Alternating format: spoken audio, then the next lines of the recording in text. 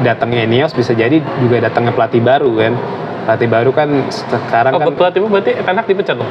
Bisa ada peluang kan sekarang kan rumor ya banyak lah nama-nama ya, seperti ada Roberto De Zerbi, ada Ruben Amorim juga, terus ada baru Thiago Motta kan pelatih Bolonya masuk ke list calon pelatih MU. Jadi ya kita menarik nanti sini gimana sih gebrakan dari Ineos nih, dari Sir Jim Ratcliffe ini nih, kira-kira dia bakal ganti pelatih baru atau enggak. Karena kan kalau rumor yang beredar sekarang di media-media Inggris ya rame banget sih kalau MU tuh bakal ganti pelatih.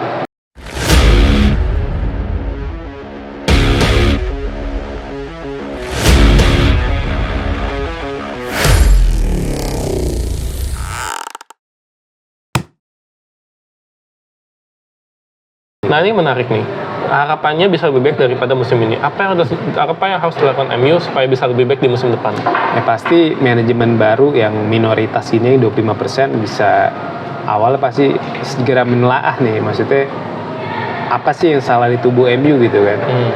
Entah dari manajemen lama, terus juga dari segi pemain, segi pelatih gitu kan. Mungkin kan ya datangnya Ineos bisa jadi juga datangnya pelatih baru kan. Pelatih baru kan sekarang kan pelatih berarti Ten Hag dipecat loh. Bisa ada peluang kan sekarang kan rumor ya banyak lah nama-nama ya, seperti ada Roberto De Zerbi, ada Ruben Amorim juga, terus ada baru Thiago Motta kan pelatih Bolonya masuk ke list calon pelatih MU. Jadi ya kita menarik nanti sini gimana sih gebrakan dari Ineos nih, dari Sir Jim Ratcliffe ini nih, kira-kira dia bakal ganti pelatih baru atau enggak. Karena kan kalau rumor yang beredar sekarang di media-media Inggris ya rame banget sih kalau MU tuh bakal ganti pelatih ya paling enggak di akhir musim ini. Jadi tuh Ten Hag dikasih kesempatan ya buat bawa MU paling enggak bisa masuk ke zona Liga Champions. Kalau misalnya MU bisa masuk zona Liga Champions, peluang buat dipertahankan Ten Hag ya kemungkinan besar. Cuma kalau enggak masuk ke zona Liga Champions, apa alasan MU pertahanin dia gitu? Agak susah juga ya. Dan sebenarnya nggak cuma MU sih. Tadi kita juga bahas Chelsea ya. Chelsea ini menarik juga ya. Dia datangin banyak pemain, tadi udah kita bahas, tapi hasilnya belum memuaskan gitu. Apa yang sebenarnya terjadi dengan Chelsea, terutama setelah era Todd Boehly ini? Kan Todd Boehly kan datang setelah Abramovich pergi dari Chelsea ya. Kan emang keputusan vital ya, atau fatal lah bisa dibilang dari Todd Boehly itu ketika mencat Thomas Tuchel kan. Saat itu sebenarnya kan Chelsea masih ada di jalur juara Premier League ya, walaupun ada di peringkat di bawah posisi 5, cuma jarak poin yang peringkat 1 itu nggak jauh, paling sekitar 5 poin. Terus juga di Liga Champions Chelsea masih eksis dan hampir lolos ke 16 besar. Waktu itu kan dia dipecat setelah kalah dari Dinamo Zagreb ya. Oke, setelah dipecatnya Tuchel itu kan ya mulai ada badai lah di Chelsea kan, masuk ke Graham Potter, terus Graham Potter dipecat, Frank Lampard masuk kan. Ujung-ujungnya di musim panas 2023 para pemain senior Chelsea ngelihat ada keanehan di tim, ya akhirnya mereka rame-rame cabut kan. Kovacic, Edouard Mendy, N'Golo Kante kan, terus Mason Mount dan banyak lagi lah kan. Akhirnya ketika kehilangan pemain top, Chelsea datengin pemainnya dengan kualitas yang nggak sesuai dengan harganya, yang kayak Caicedo. Sebenarnya Liverpool sama Chelsea kan Smith nih, Liverpool dapetin Caicedo, tapi akhirnya Chelsea yang dapat. Terus juga Chelsea datengin Romeo Lavia dari Southampton, terus Cole Palmer, tapi nggak ada hasilnya kan. Satu lagi kan, di awal-awal Todd Boehly megang Chelsea, Todd Boehly juga berstatus sebagai direktur olahraga kan. Oh iya ya, jadi istilahnya dia juga owner, dia juga director of football gitu. Dia jadi punya wewenang buat datengin pemain-pemain yang sesuai keinginan dia, cuma nggak pas sama kebutuhan pelatih. Nah disitulah mungkin ada prahara di Chelsea, dan sampai akhirnya ya performanya ya naik turun kan. Musim ini Chelsea sampai konsisten di peringkat 10 ya. Konsisten nggak tuh bahasanya? Kan sekarang kan dengan nama besar Chelsea harusnya mereka ada di top 4 ya bahkan ya. Gue langsung ke pertanyaan pamungkas saja deh. Chelsea, MU bermasalah. Pochettino dan Ten Hag, siapa duluan yang dipecat kira-kira? Kalau saya melihat sih peluangnya Pochettino lebih besar ya. Pochettino lebih besar buat dipecat karena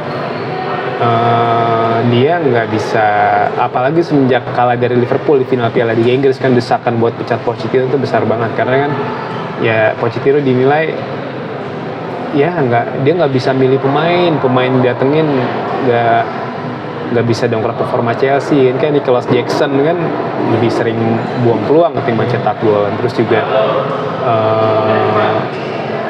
pemain pelapisnya juga kayak Armando Broja juga nggak bagus. Udah kan dilepas dipinjamkan ya ke Fulham ya. Ke Fulham. Jadi ya Pochettino ya saya melihat kalau dibilang lebih berpulang mana lebih cepat dipecat dulu Pochettino atau Ten Hag, saya melihat sih Pochettino lebih dulu. Karena kan juga beberapa nama juga kayak Xabi Alonso juga dikaitkan sama Chelsea walaupun peluangnya agak kecil. Karena kan Xabi Alonso juga mungkin lebih condong ke Munchen ketimbang keluar Jerman gitu. Tapi bukannya ini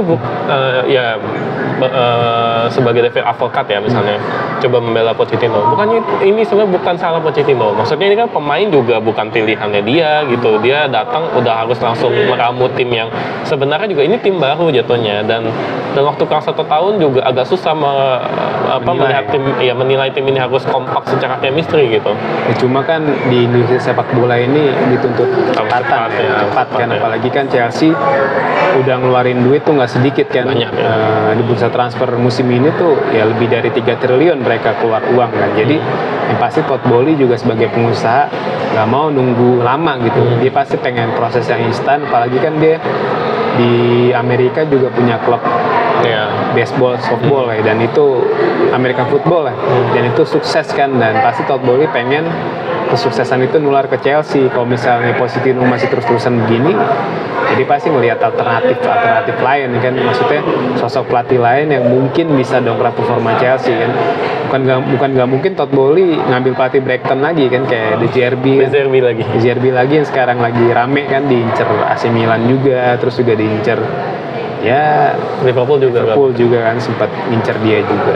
Kalau De Zerbi sampai ke Chelsea ini lama-lama Chelsea ganti nama aja ya, jadi Brighton B ya. Bisa juga. Iya kan, Potter lah, kipernya Robert Sanchez lah, Cucurella lah, semua kayak diambil lama-lama. Dan ya itulah pandangan dari Mas Bur ya untuk soal Liga Inggris, di mana dia menjagokan Liverpool juara Liga Inggris, tapi MU dan Chelsea tidak masuk Liga Champion katanya gitu. Tahan jangan serang dulu, kalau mau serang di kolom komentar aja nanti kalau mau serang. Dan juga kalau masalah siapa dipecat, kemungkinan Pochettino ya, bukan Ten Hag. Meskipun Ten Hag juga kayaknya agak susah juga ya, kalau manajemen baru kan biasa dia pengen bawa gerbongnya dia gitu.